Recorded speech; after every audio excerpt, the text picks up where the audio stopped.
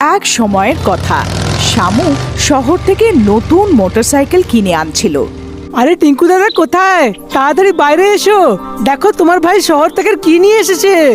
আরে ভাই, এ কার মোটরসাইকেল চুরি করে এনেছো?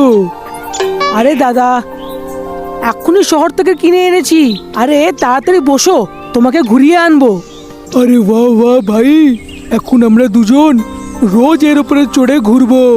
চলো তাড়াতাড়ি চলো। তারপর ওরা দুজন ঘুরতে বেরিয়ে যায়। আরে শম্ভু ভাই, এই গ্রামের রাস্তায় তো অনেক গর্ত, এখানে মোটরসাইকেল চালিয়ে মজা আসছে না। চলো পাশের হাইওয়েতে গিয়ে চালাই। কিন্তু দাদা, এখন রাত তো খুব হয়ে গেছে, এত রাতে ওখানে একলা যাবার ঠিক হবে তো দাদা? আরে না না, কোনো অসুবিধার ব্যাপার নেই, চলো। তারপর ওরা দুজন হাইওয়ের দিকে বেরিয়ে যায়। এই বন্ধুত্ব অবশেষে আমরা